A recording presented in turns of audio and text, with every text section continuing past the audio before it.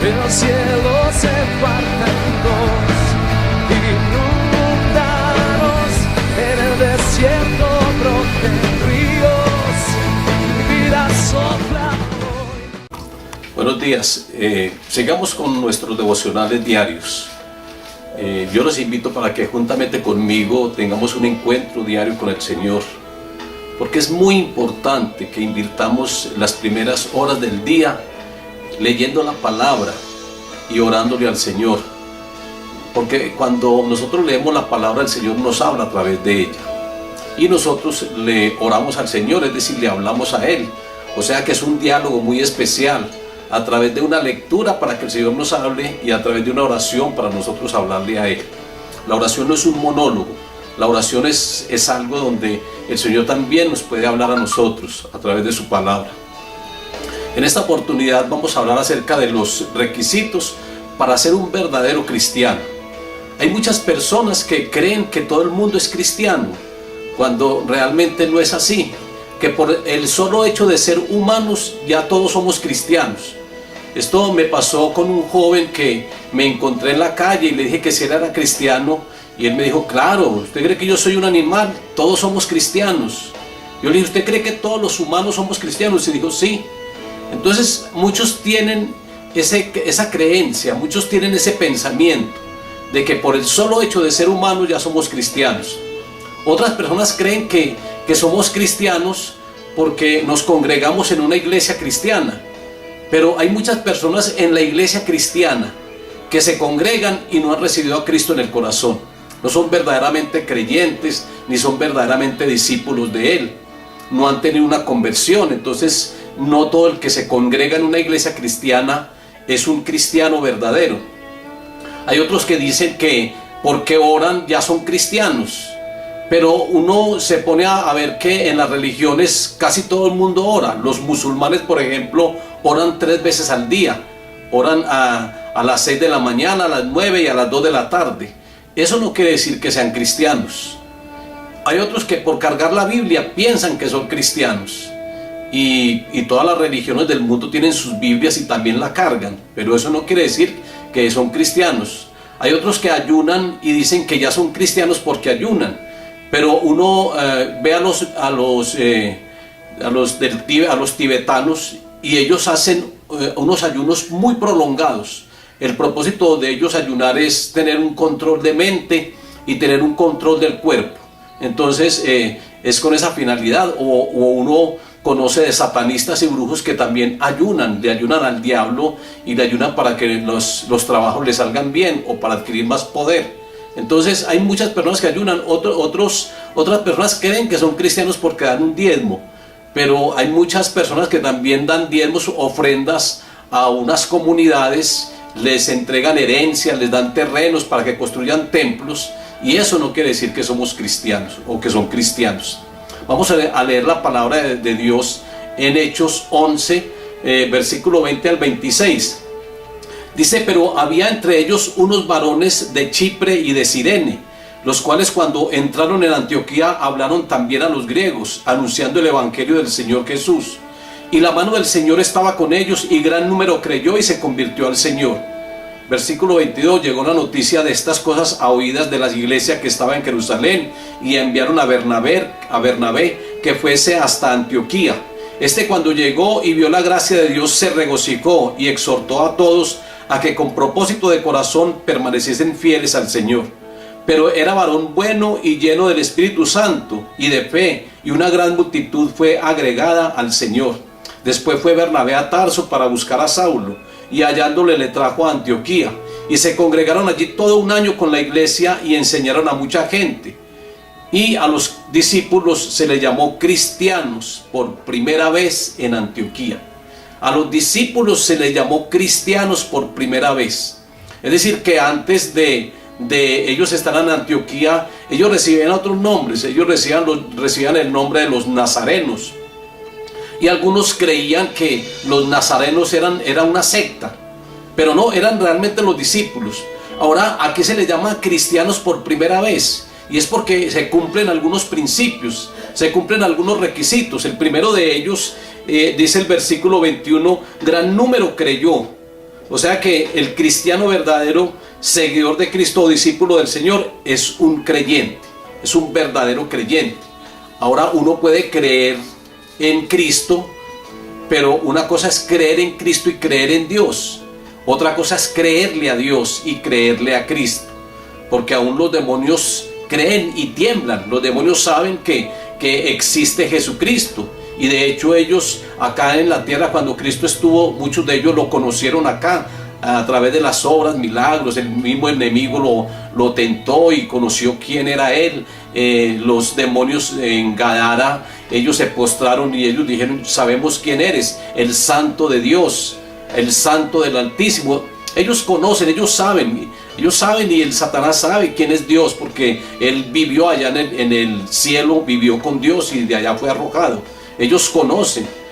Ahora dice la palabra que los demonios también creen y tiemblan. Es decir, ellos saben y ellos conocen a Dios y conocen a Jesucristo y conocen a los ungidos, conocen a los siervos, conocen a los ángeles, conocen, es decir, conocen el ámbito espiritual que está dirigido por el Señor o el ámbito espiritual que está dirigido por el maligno. Ellos lo conocen. Entonces, una cosa, para uno ser un verdadero cristiano, uno tiene que ser también un verdadero creyente. Ahí dice que gran número creyó, el primer requisito, creer. Ahora sabemos que cuando creemos en el Señor, simultáneamente el Espíritu Santo llega a mi vida. Eso está en Hechos 19, versículo 2, donde Pablo le dice: recibiste al Espíritu Santo cuando creíste. Porque es que cuando uno cree, la fe se vuelve como una puerta de entrada para que el Señor entre a morar en nuestra vida.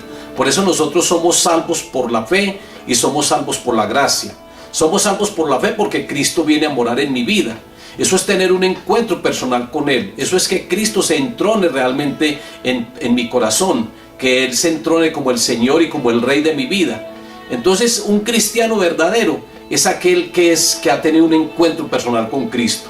Y ha tenido ese encuentro personal con Cristo a través de un creer, a través de recibirlo por el creer, por la fe. Como dice Juan 1:12, mas a todos aquellos que lo recibieron, a los que creen en su nombre, les da la potestad de ser hechos hijos de Dios. No todo el mundo es hijo de Dios. Una persona que no ha recibido a Cristo en su corazón, que no ha tenido un encuentro personal con Él, esa persona no es un hijo de Dios. Porque solamente Cristo en el corazón de uno, a través de ese encuentro personal que uno tiene con Él, es que Él lo hace a uno hijo de Dios. Entonces somos hijos de Dios por recibir a Cristo y por creer en Él. La gente dice que todo el mundo es hijo de Dios, como también dicen que todo el mundo es cristiano.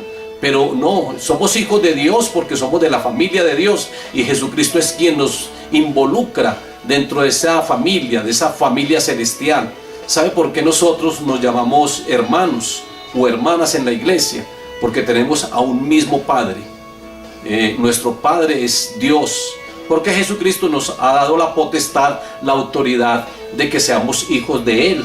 Entonces, Cristo es quien lo coloca a uno en esa posición de hijo, cuando uno lo recibe. Por eso es muy importante no solamente creer, sino también creerle a Él. Creerle a Él es obedecerle. O sea que la fe debe estar unida a la obediencia. Creerle a Él es que cuando Él me da un mandato, yo lo cumplo. Cuando Él me dice algo, yo lo practico. Él en Mateo 5-7 nos da toda una constitución del reino. Y Él nos habla ahí que debemos de amar a los enemigos, que hay que pagar bien por mal, nos da una cantidad de principios. Y cuando nosotros vivimos esos principios, nosotros le estamos creyendo a Él, cuando los vivimos, cuando los obedecemos. Entonces, para uno ser un verdadero cristiano, uno tiene que ser también un verdadero creyente. Y cuando uno recibe a Cristo en el corazón, simultáneamente viene el Espíritu Santo a mi vida. Eso es algo simultáneo. Y el Espíritu Santo, dice la palabra, que Él es quien nos bautiza dentro del cuerpo de Cristo, que es un privilegio uno ser parte de la iglesia de Cristo. Es un privilegio uno ser miembro de la iglesia cristiana. Es un privilegio porque esa iglesia es de Cristo. Jesucristo es el fundador de ella. Jesucristo fue el que creó la iglesia. Él le dice a Pedro que le entregaría las llaves de la iglesia. y del reino. Pero habla allí de la iglesia, que las puertas del Hades no prevalecerán contra la iglesia. Entonces, uno para ser miembro de la iglesia cristiana es un privilegio. Es como como cuando uno pasa una solicitud a una empresa muy importante y a uno lo reciben y le admiten y uno es apto, tiene el perfil para ingresar a esa empresa. Igualmente ocurre con la iglesia de Cristo, siendo la iglesia de Cristo más importante aún, y sobre todo en el ámbito espiritual. Nosotros somos la iglesia de Cristo. Somos la iglesia de Cristo no por marianismos, somos iglesia de Cristo porque Cristo es el fundador de ella, porque Él nos compró con sangre preciosa, porque Él nos redimió y sobre todo porque Él ha venido a habitar en mi corazón, porque he venido a tener un encuentro personal con Él. Ya no es el Cristo de la imagen, ya no es el Cristo del yeso, ya no es el Cristo, un Cristo inanimado, un Cristo hecho por manos humanas. No, ese no es Cristo. Cristo está vivo, Cristo está a la diestra del Padre, pero Cristo también está en mi corazón. Entonces ahí es donde realmente uno es cristiano. El Espíritu Santo nos bautiza o nos involucra o nos sumerge dentro del cuerpo de Cristo. Dice 1 Corintios 12:13, porque por un solo Espíritu fuimos todos bautizados en un cuerpo, sean judíos o griegos, sean esclavos o libres, y a todos se nos dio a beber de un mismo Espíritu. Miren lo que dice Pablo en la primera carta a los Corintios, porque por un solo Espíritu fuimos todos bautizados dentro del cuerpo de Cristo, por el mismo Espíritu. Es decir, el Espíritu Santo viene a mi vida, como les digo, simultáneamente llega Cristo y llega el Espíritu Santo a mi vida, y el Espíritu Santo me involucra, me bautiza, me sumerge dentro del cuerpo de Cristo, para hacer parte ya no de una denominación, sino de la iglesia universal de Cristo, de la iglesia que Él ha redimido, de la iglesia que Él ha comprado. Entonces, en todo el mundo, los cristianos de todo el mundo, los que hemos recibido a Cristo, somos un solo cuerpo. No es la iglesia local es muy importante, y la denominación a la cual correspondemos es muy importante, pero lo más importante es uno ser bautizado dentro del cuerpo de Cristo, que lo conforman todos los verdaderos creyentes que viven en todas las partes del mundo, en todos los países. Entonces, para ser un verdadero cristiano necesitamos creer, porque el creer hace que se abran las puertas y que Cristo venga a morar en mi corazón. Miremos el segundo requisito para ser un verdadero cristiano. Un verdadero cristiano es el que ha tenido una conversión. Dice el versículo 21b, es decir, la segunda parte del versículo, y se convirtieron al Señor. Es decir, mire que ellos primeramente creyeron, segundo se convirtieron. O sea que para ser cristianos verdaderos necesitamos una conversión. Ahora, ¿en qué consiste la conversión? La conversión consiste en que yo voy por un camino ancho y yo hago un alto en el camino, porque ese camino ancho es un camino de perdición. Dice la palabra en Proverbios que muchos van por diferentes caminos, y que el final de ese camino, que lo consideran bueno, es camino de muerte. Ahora Jesucristo dice: yo soy el camino, la verdad y la vida. Jesucristo es el verdadero camino. Entonces nosotros necesitamos tener una conversión de ese camino ancho de perdición a un camino estrecho, al camino de Cristo, a un camino de abnegación. Eso es conversión. Conversión es dar media vuelta. Conversión es hacer un giro de 180 grados. Yo voy por un camino equivocado, por un camino ancho de perdición. Yo hago un stop, yo hago un alto en el camino y me convierto de ese mal camino y tomo el otro camino, que es el camino verdadero, que es el camino estrecho. Eso se llama conversión. Conversión es uno estar cometiendo pecados y uno llegar y parar y decir: yo no puedo seguir cometiendo estos pecados, y uno se aparta de los pecados y se entrega a Dios. Eso se llama conversión. Todos nosotros necesitamos conversión. Hay muchas personas que no han tenido una conversión. El fundamento de la conversión es el arrepentimiento. Y cuando hay arrepentimiento, hay quebrantamiento. Y cuando hay quebrantamiento, llega avivamiento a mi vida. Necesitamos pasar por un arrepentimiento para que haya quebrantamiento, y luego para que haya un avivamiento en cada uno de nosotros. Conversión es esa. Conversión es que yo no puedo seguir robando como antes lo hacía. Conversión es que yo no puedo seguir adulterando como antes lo hacía. Yo tengo que convertirme de esas malas obras, de esa mala conducta, de esa mala moral. Yo tengo que convertirme de esas malas acciones. Convertirme a la santidad, a una vida santa. Es decir, están los dos caminos opuestos o los dos polos opuestos. Nosotros debemos de caminar en santidad, haciendo lo que a Dios le agrada. Eso es conversión. Y aquí, para uno ser cristiano, uno tiene que tener una conversión. Pero hay personas que no han tenido una conversión en su vida. Hay personas que todavía están mintiendo, hay personas que todavía están robando, personas que todavía están cometiendo cosas que a Dios no le agradan. Y es porque no han tenido una conversión. Aún en las iglesias se ven personas así, que se congregan, pero que uno ve que todavía están cometiendo y practicando los mismos pecados. No han tenido una conversión en su vida. Para uno ser cristiano, necesita tener una conversión, dejar ese pecado, dejar ese camino ancho y entregarse uno al Señor. Eso es ser cristiano. Ahora miremos el tercer requisito para ser un verdadero cristiano. Es aquel que ha adquirido un corazón nuevo. Dice en el versículo 23, la segunda parte, a que con propósito de corazón permaneciesen fieles al Señor.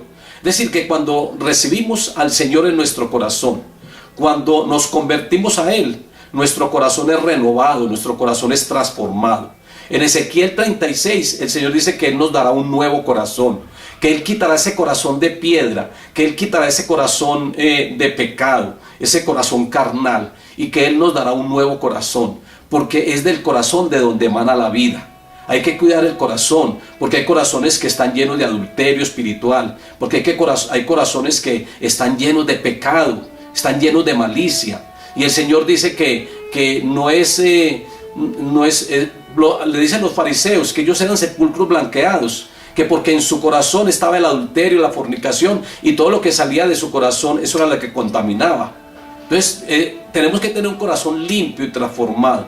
Debemos tener un corazón conforme al corazón de Dios. David tenía un corazón conforme al corazón de Dios. Ahora, ¿cómo es el corazón de Dios? Es un corazón lleno de amor, es un corazón lleno de perdón, es un corazón lleno de misericordia. David tenía esas virtudes. Él tenía un corazón conforme al corazón de Dios, porque David fue una persona perdonadora, una persona misericordiosa, una persona que amaba. Nosotros también debemos de tener el corazón conforme al corazón de Dios.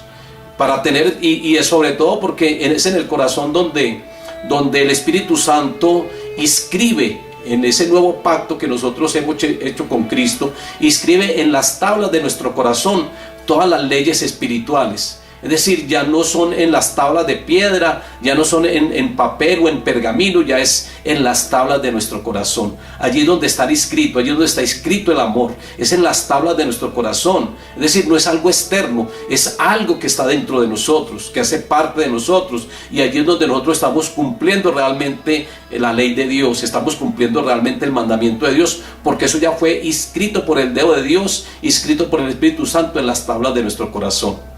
Entonces necesitamos un corazón nuevo para eso, para vivir en santidad. Necesitamos un corazón santo, un corazón que esté regenerado, un corazón cambiado y transformado, no ese corazón carnal y pecaminoso, no, un corazón nuevo. Jesucristo también sana, cuando Él llega a nuestra vida, Él sana también tantas heridas que hay en el corazón. Él cambia un corazón, lo transforma, Él quita ese corazón de piedra. Hay algunos que tienen corazón de piedra, hay personas que cuando escuchan la palabra, saben que la palabra es para ellos, que están cometiendo algún pecado y de pronto se sienten confrontados y están exhortados por la misma palabra. Saben que la palabra es para ellos y endurecen su corazón, no tienen un cambio, no tienen una transformación. Un corazón renovado es aquel corazón que cuando recibe la palabra de Dios y sabe que esa palabra es para él, la persona la recibe y cambia. Por eso el cristiano es una persona que es sensible o debe ser sensible a la voz de Dios y debe tener cambios, porque su corazón ha sido un corazón cambiado y transformado. Entonces el corazón es muy importante, juega un papel muy importante en la vida del cristiano, y todos nosotros necesitamos tener ese corazón como el corazón de Cristo. Nosotros somos imagen de Cristo, pero también nosotros tenemos un corazón, o debemos de tener un corazón conforme al corazón de Cristo. Entonces eso es muy importante en la vida cristiana, tener un nuevo corazón. Por ahí hay una canción muy bonita: dame un nuevo corazón, Señor, un corazón que lo ame, un corazón que sea dulce como la miel, que sea limpio como el cristal. Ese corazón es el corazón que Dios quiere. Dios dice que un corazón lleno de pecado no puede entrar al reino de los cielos. Una persona con un corazón lleno de pecado, hermanos, dice que el corazón, que nadie verá al Señor si no tiene un corazón que esté en santidad.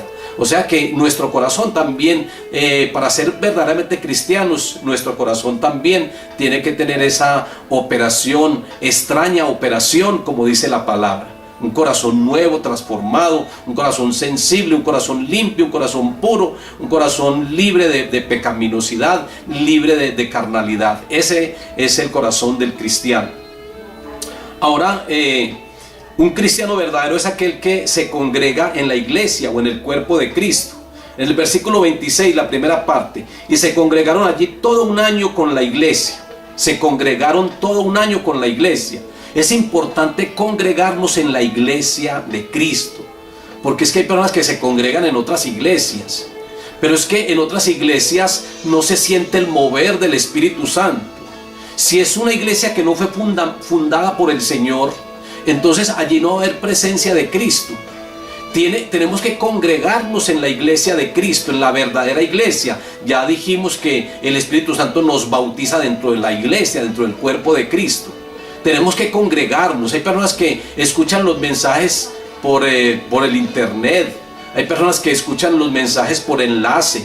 Hay personas que escuchan los mensajes por la radio, por la emisora, y no se congregan. Y nosotros debemos de congregarnos, dice Hebreos 10:25, no dejando de congregarse, como algunos lo tienen por costumbre, sino exhortándonos, y tanto más cuando veáis que aquel día se acerca. Aquel día del Señor se acerca. Hermanos, no nos dejemos de congregar como algunos lo tienen por costumbre. Congreguémonos en la verdadera iglesia, congreguémonos en la iglesia de Cristo, en la iglesia que Él fundó, en la iglesia donde Él se mueve. Mire que en Apocalipsis dice que, hablando de las 7 iglesias, dice que Él se mueve en medio de la iglesia, y que cuando nos congregamos más de 2 o 3 en su nombre, es decir, en su iglesia en la que Él fundó, el Señor está ahí. Nosotros no podemos dejar de congregarnos, pero debemos de congregarnos en la iglesia verdadera, porque hay muchos que se congregan en iglesias donde Cristo está ausente completamente, donde Cristo no es la cabeza. Hay iglesias donde Cristo no es la cabeza, donde la cabeza es un hombre, y entonces le dan los atributos y consideran a aquella persona como un santo, y vuelven a esa persona un ídolo. Se convierte en una idolatría, le dicen hasta padre, cuando Cristo realmente dice que no le digamos padre a nadie, solamente a nuestro Padre Celestial hay que decirle padre, pero no hay que llamar a otras personas que no sea nuestro Padre terrenal, y estamos hablando del área espiritual. No llamar a ninguna persona padre, porque Jesucristo lo dice, que uno es nuestro Padre, y que no le digamos padre a nadie. Entonces, que santo padre, que no. Cristo es nuestro Padre, es Dios, y Jesucristo es quien nos da esa potestad de que Él sea nuestro Padre Celestial. Entonces, de congregarnos en la iglesia que Cristo formó, que Cristo fundó, ahí es donde debemos de congregarnos, porque es donde Cristo está. Es donde, mire, uno se congrega en una iglesia cristiana donde los creyentes, donde las ovejas, donde la membresía, las personas tienen a Cristo en el corazón. Uno está bien ubicado, porque Cristo está en el corazón de cada uno. Él está morando en el corazón de cada uno. Aquellos que ya lo han recibido, aquellos que ya han creído, se han convertido, aquellos que han tenido un corazón nuevo. Entonces hay que congregarnos en la verdadera iglesia. Aquí dice entonces que Hebreos 10:25, no dejar de congregarnos. No te dejes de congregar por ninguna razón, no te dejes congregar por ningún motivo. Congrégate en la iglesia del Señor, porque allí vas a recibir ministerios, porque allí va a haber una unción especial, porque allí va a haber el Espíritu Santo, te va a ungir, te va a entregar dones. Eso es muy importante. Miremos el último principio, aunque podemos extractar más de este pasaje, porque a los cristianos se les llama por primera vez. Son por todas estas razones. Miremos el último. Un cristiano verdadero es aquel que se capacita. En el mismo versículo 26 dice, y enseñaron a mucha gente, los capacitaron. Es que un cristiano tiene que tener por lo menos las bases bíblicas fundamentales de Cristo. Por ejemplo, hay personas que dicen que son cristianos, pero aún no han sido beneficiarios de la obra redentora de Él. No saben qué es la redención, no saben qué es la expiación, no saben qué es la justificación. Recuerde que Jesucristo es quien nos conecta con el Padre. Él es el único camino para llegar al Padre. Entonces tenemos que conocer las doctrinas básicas de Cristo.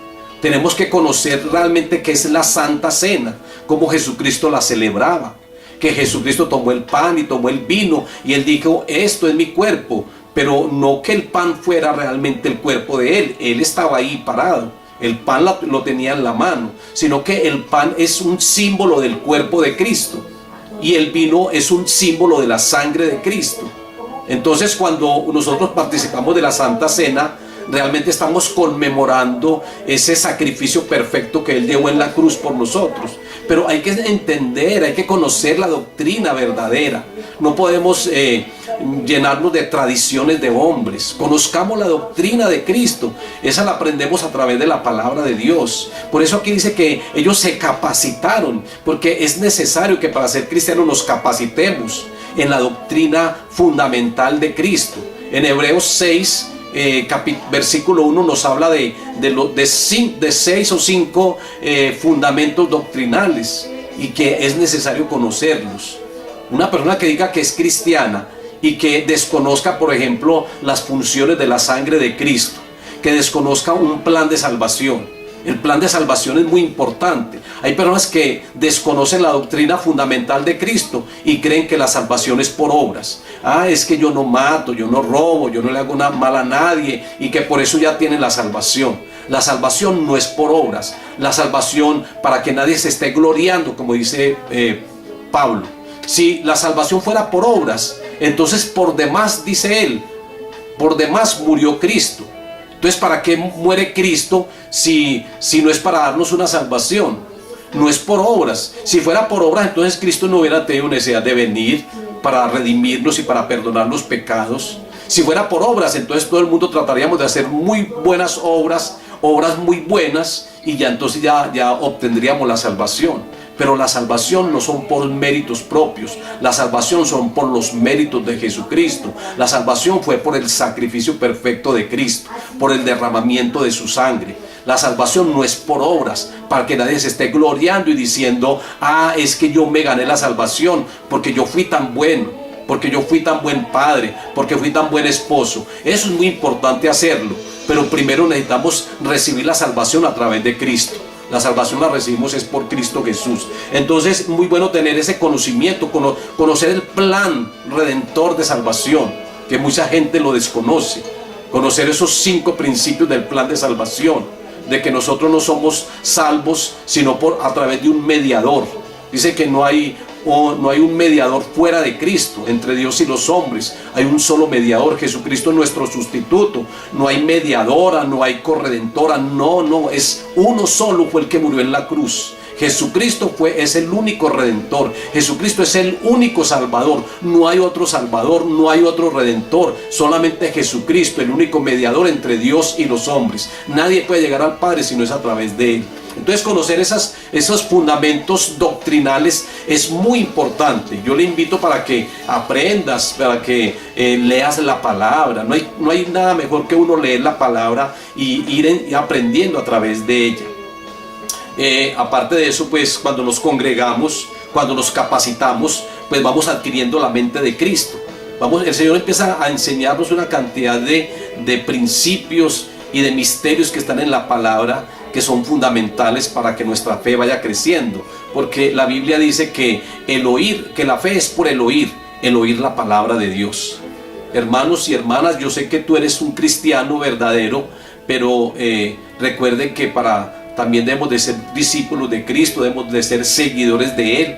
Yo digo que un cristiano verdadero es un discípulo de Cristo verdadero. Y recuerde que hay algunas demandas para el discípulo. El Señor dice que si quiere ser mi discípulo, realmente debe andar en pos de mí, debe cargar la cruz y seguirme. Hay algunas demandas. Entonces ese es el verdadero discípulo, o ese es el verdadero creyente, o el verdadero cristiano. Es aquel que cumple con el Señor, que va en pos de Él, el que cada día está mejorando para agradarlo más a Él. Ese es un verdadero cristiano. Así que el cristiano es el que tiene a Cristo en su corazón, el que ha tenido un encuentro personal con Él, donde Cristo ya mora en tu vida y tú estás reflejando su señorío. Hay que reflejar el señorío de Cristo en nosotros. Padre, yo te doy gracias, Dios soberano y Dios bueno, por la vida de cada una de las personas que están, Señor, conectados conmigo, Señor, que están conectados con este tema, que están conectados contigo, que están conectados a través del Facebook, Señor. Que tú les bendigas, Dios soberano, Dios bueno,